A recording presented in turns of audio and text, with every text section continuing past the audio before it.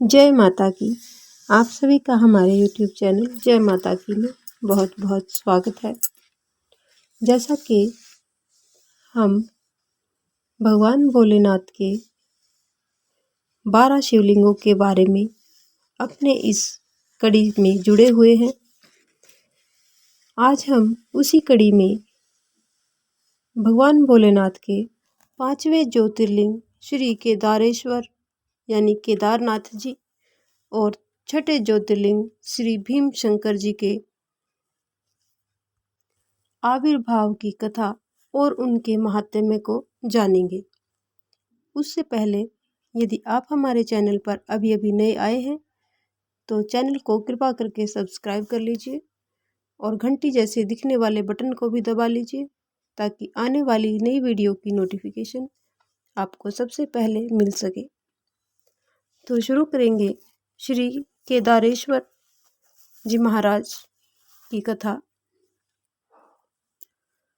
सूत जी कहते हैं कि हे ब्राह्मणों, भगवान विष्णु के जो नर और नारायण नामक 2 अवतार हैं और भारतवर्ष के बद्रिकाश्रम तीर्थ में तपस्या करते हैं, उन दोनों ने पार्थिव शिवलिंग बनाकर उसमें स्थित होकर पूजा ग्रहण करने के लिए भगवान शंभु से प्रार्थना की। भगवान शिवजी ने भक्तों के अधीन होने के कारण प्रतिदिन उनके बनाए हुए पार्थिव लिंग में पूजित होने के लिए आया करते थे। जब उन दोनों के पार्थिव पूजन करते हुए बहुत दिन बीत गए, तब एक समय परमेश्वर शिव जी ने प्रसन्न होकर कहा कि मैं तुम्हारी आराधना से बहुत प्रसन्न हूँ, बहुत संतुष्ट हूँ। तुम दोनों मुझसे कोई भी वर मांगो। उस समय उनके ऐसा कहने पर नर और नारायण ने लोगों के हित की कामना से कहा कि हे देवेश्वर, यदि आप प्रसन्न हैं और यदि मुझे वर देना ही चाहते हैं तो आप अपने स्वरूप से पूजा ग्रहण करने के लिए यहीं पर स्थित हो जाइए। उन दोनों बंधुओं के इस प्रकार अनुरोध करने पर कल्याणकारी महेश्वर हिमालय के उस केदारनाथ तीर्थ में स्वयं ज्योतिर्लिंग के रूप में स्थित हो गए। उन दोनों से पूजित होकर संपूर्ण दुख और भय का नाश करने वाले शंभु लोगों का उपकार करने और भक्तों को दर्शन देने के लिए स्वयं केदारेश्वर के नाम से प्रसिद्ध हो वहां पर रहते हैं। वे दर्शन और पूजन करने वाले भक्तों को सदा अभिष्ट वस्तु प्रदान करते हैं। उसी दिन से लेकर जिसने भी भक्ति भाव से केदारेश्वर का पूजन किया, उसके लिए स्वप्न में भी दुख दुर्लभ हो गया। जो भगवान शिव का प्रिय भक्त वहां शिवलिंग के निकट शिव के रूप से अंकित वलय यानी कंकड़ या कड़ा चढ़ाता है, कंगन या कड़ा चढ़ाता है, वह उस वलय युक्त स्वरूप का दर्शन करके समस्त पापों से मुक्त हो जाता है, साथ ही जीवन मुक्त हो जाता है। जो बद्रीवन की यात्रा करता है उसे भी जीवन मुक्ति प्राप्त होती है। नर और नारायण के तथा केदारेश्वर के शिव के रूप का दर्शन करके मनुष्य मोक्ष का भागी होता है, इसमें बिल्कुल भी संशय नहीं है। केदारेश्वर में भक्ति रखने वाला जो पुरुष वहां की यात्रा आरंभ करके उनके पास तक पहुंचने के पहले मार्ग में ही मर जाते हैं, वे भी मोक्ष को पा जाते हैं। इसमें विचार करने की आवश्यकता नहीं है। केदारनाथ तीर्थ में पहुंचकर वहां प्रेम पूर्वक केदारेश्वर की पूजा करके वहां का जल पी लेने के पश्चात मनुष्य फिर कभी जन्म नहीं लेता, मनुष्य योनि में कभी वापस नहीं आता। हे ब्राह्मणों, इस भारतवर्ष में संपूर्ण जीवों को भक्ति भाव से भगवान नर और नारायण तथा केदारेश्वर शंभु की पूजा करनी चाहिए। अब मैं भीम शंकर नामक ज्योतिर्लिंग का महात्म्य बतलाऊंगा, उसको आप ध्यान लगा करके सुने।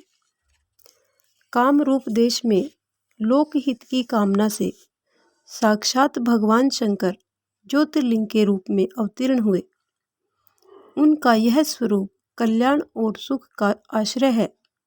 ब्राह्मणों, पूर्व काल में एक महापराक्रमी राक्षस हुआ करता था जिसका नाम भीम था।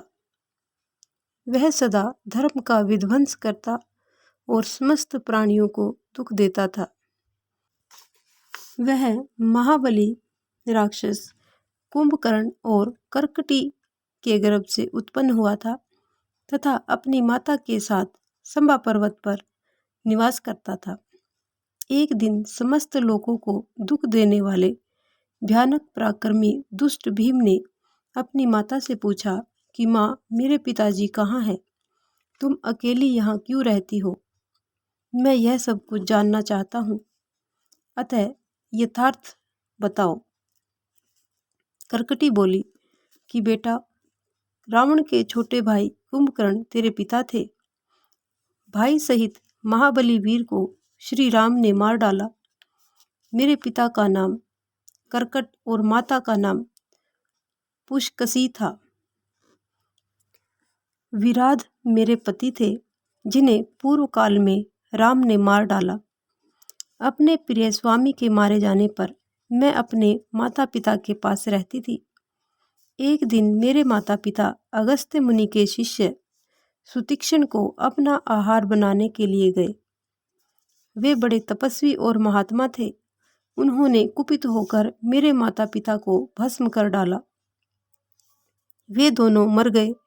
तब से मैं अकेली होकर बड़े ही दुख के साथ इस पर्वत पर रहने लगी। मेरा कोई अवलंब नहीं रह गया।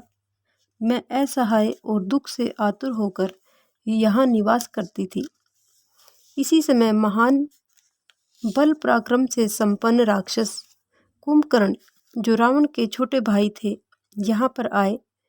उन्होंने मेरे साथ जबरदस्ती समागम किया। फिर वे मुझे छोड़कर लंका चले गए। तत्पश्चात तुम्हारा जन्म हुआ। तुम भी पिता के समान ही महान बलवान और पराक्रमी हो। अब मैं तुम्हारा ही सहारा लेकर यहाँ कालक्षेप करती हूँ। सूत जी आगे कहते हैं कि हे ब्राह्मणों, कर्कटी की यह बात सुनकर भयानक पराक्रमी भीम कुपित होकर यह विचार करने लगा कि मैं विष्णु के साथ कैसा बर्ताव करूं। इन्होंने मेरे पिता को मार डाला। मेरे नाना नानी भी उनके भक्त के हाथों ही मारे गए।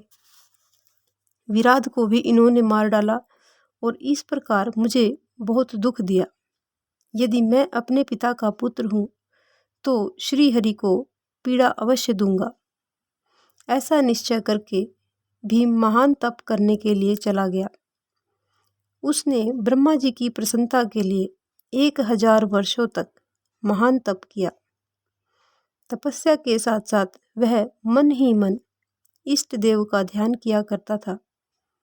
तब लोक पितामह ब्रह्मा जी उसे वर देने के लिए गए और इस प्रकार बोले कि हे भीम, मैं तुम पर प्रसन्न हूँ। जो तुम्हारी इच्छा हो उसके अनुसार वर मांगो।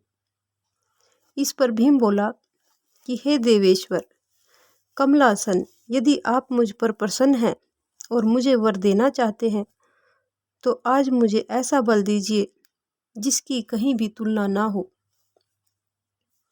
सूत जी आगे कहते हैं कि ऐसा कहकर उस राक्षस ने ब्रह्मा जी को नमस्कार किया और ब्रह्मा जी भी उसे अभिष्ट वर देकर अपने धाम को चले गए। ब्रह्मा जी से अत्यंत बल पाकर राक्षस अपने घर आया और माता को प्रणाम करके शीघ्रतापूर्वक बड़े गर्व से बोला कि हे माँ, अब तुम मेरा बल देखो। मैं इंद्र आदि देवताओं तथा इनकी सहायता करने वाले श्री हरि का महासंहार कर डालूंगा। ऐसा कहकर भयानक पराक्रमी भीम ने पहले इंद्र आदि देवताओं को जीता और उन सबको अपने अपने स्थान से निकालकर बाहर कर दिया। तदंतर देवताओं की प्रार्थना से उनका पक्ष लेने वाले श्री हरि को भी उसने युद्ध में पराजित कर दिया। फिर प्रसन्नतापूर्वक पृथ्वी को जीतना प्रारंभ किया। सबसे पहले वह कामरूप देश के राजा सुदक्षिण को जीतने के लिए गया। वहां राजा के साथ उसका भयंकर युद्ध हुआ। दुष्ट असुर भीम ने ब्रह्मा जी के दिए हुए वर के प्रभाव से भगवान शिव के आश्रित रहने वाले महावीर महाराज सुदक्षिण को परास्त कर दिया और सब सामग्रियों सहित उनका राज्य तथा सर्वस्व अपने अधिकार में कर लिया। भगवान शिव के प्रिय भक्त, धर्म प्रेमी, परम धर्मात्मा राजा को भी उसने कैद कर लिया और उनके पैरों में बेड़ी डालकर उन्हें एकांत स्थान में बंद कर दिया। वहां उन्होंने भगवान की प्रीति के लिए शिव की उत्तम पार्थिव मूर्ति बनाकर उन्हीं का भजन पूजन आरंभ कर दिया।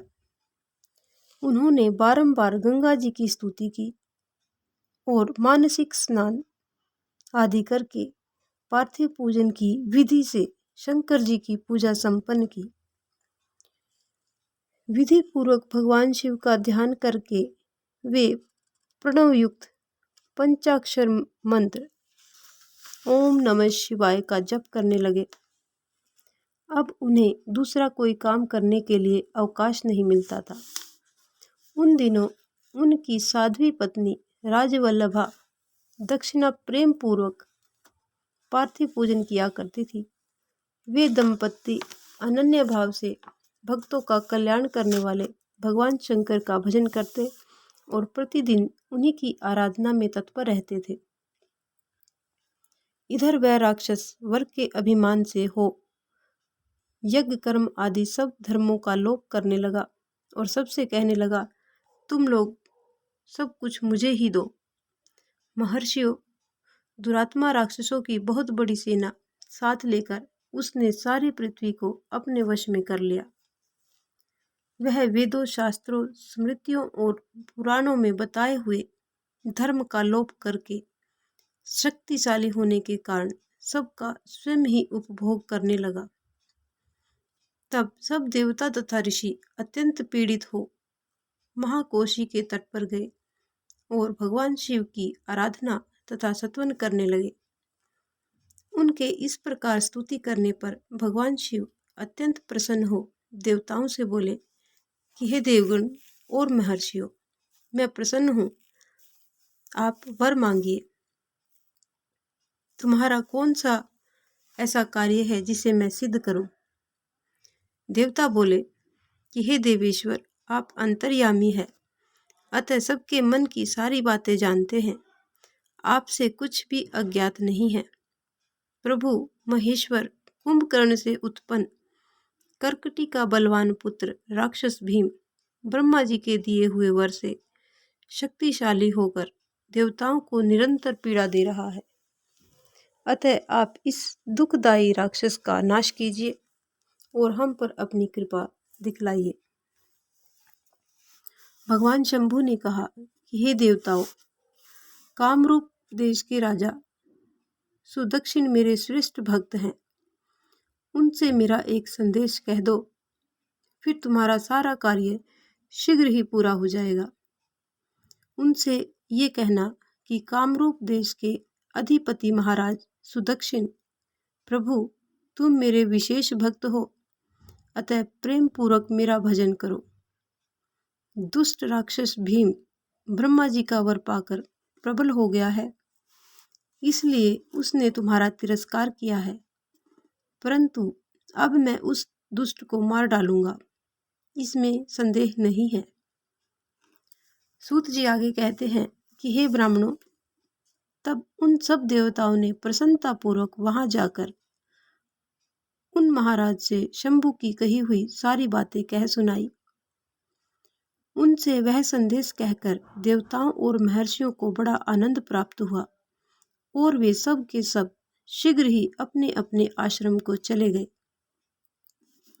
इधर भगवान शिव भी अपने गणों के साथ लोकहित की कामना से अपने भक्त की रक्षा करने के लिए सादर उसके निकट गए और गुप्त रूप से वहीं पर ठहर गए। इसी समय कामरूप नरेश ने पार्थिव शिव के सामने गूढ़ ध्यान लगाना आरंभ किया।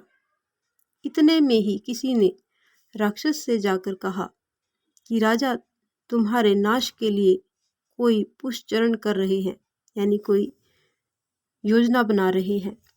यह सुनते ही वह राक्षस कुपित हो उठा और उनको मार डालने की इच्छा से नंगी तलवार हाथ में लेकर राजा के पास गया।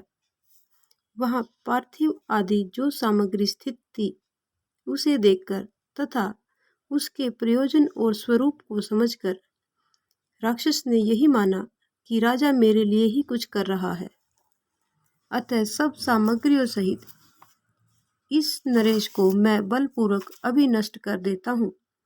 ऐसा विचार कर उस महाक्रोधी राक्षस ने राजा को बहुत डांटा और पूछा कि तुम ये क्या कर रहे हो।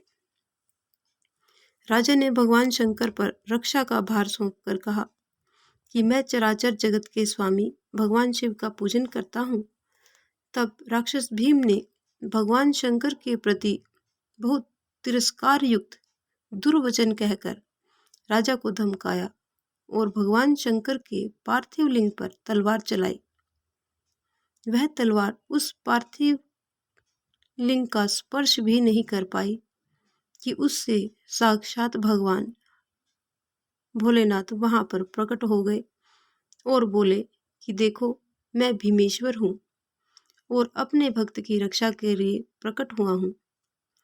मेरा पहले से ही यह व्रत है कि मैं सदा अपने भक्तों की रक्षा करूं, इसलिए भक्तों को दुख देने वाले मेरे बल की ओर दृष्टिपात करो।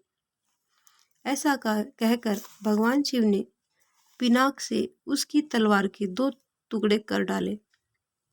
तब उस राक्षस ने फिर अपना त्रिशूल चलाया, परंतु भगवान शंभु ने उस दुष्ट के त्रिशूल के भी सैकड़ों टुकड़े कर डाले। तदंतर भगवान शंकर के साथ उनका घोर युद्ध हुआ, जिससे सारा जग क्षुब्ध हो गया। तब नारद जी ने आकर भगवान शंकर से प्रार्थना की कि हे प्रभु, लोगों को भ्रम में डालने वाले महेश्वर मेरे नाथ, आप क्षमा करें, क्षमा करें। तिनके को काटने के लिए कुल्हाड़ा चलाने की क्या आवश्यकता है, शीघ्र ही इसका संहार कर डालिए। नारद जी के इस प्रकार प्रार्थना करने पर भगवान शंभु ने हुंकार मात्र से उस समय समस्त राक्षसों को भस्म कर डाला। हे मुने, सब देवताओं के देखते ही देखते भगवान शिव ने उन सारे राक्षसों का वध कर दिया। तदंतर भगवान शंकर की कृपा से इंद्र आदि समस्त देवताओं और मुनीश्वरों को शांति मिली तथा संपूर्ण जगत स्वस्थ हुआ। उस समय देवताओं और विशेषतः मुनियों ने भगवान शंकर की प्रार्थना की और कहा कि हे प्रभु, आप यहाँ लोगों को सुख देने के लिए सदा निवास करें। यह देश निंदित माना गया है, यहाँ आने वाले लोगों को प्राय दुख ही प्राप्त होता है, परंतु आपका दर्शन करने से यहाँ सबका कल्याण होगा। आप भीम शंकर के नाम से विख्यात होंगे और सबके संपूर्ण मनोरथों की सिद्धि होगी। आपका यह ज्योतिर्लिंग सदा पूजनीय है और समस्त आपत्तियों का निवारण करने वाला होगा। इस पर सूत जी आगे कहते हैं कि हे ब्राह्मणों, उनके इस प्रकार प्रार्थना करने पर लोकहितकारी एवं भक्त वत्सल परम स्वतंत्र भगवान शिव प्रसन्नतापूर्वक वहीं पर स्थित हो गए। इस प्रकार ये हमारी भगवान भोलेनाथ के 5वें और छठे ज्योतिर्लिंग की कथा यहीं पर संपन्न होती है। इस प्रकार की और भी अन्य धार्मिक रोचक कथा कहानियों को जानने सुनने के लिए हमारे चैनल को लाइक करें, सब्सक्राइब करें और अपने मित्रों और प्रियजनों में आगे भी शेयर करते रहें। जय माता की।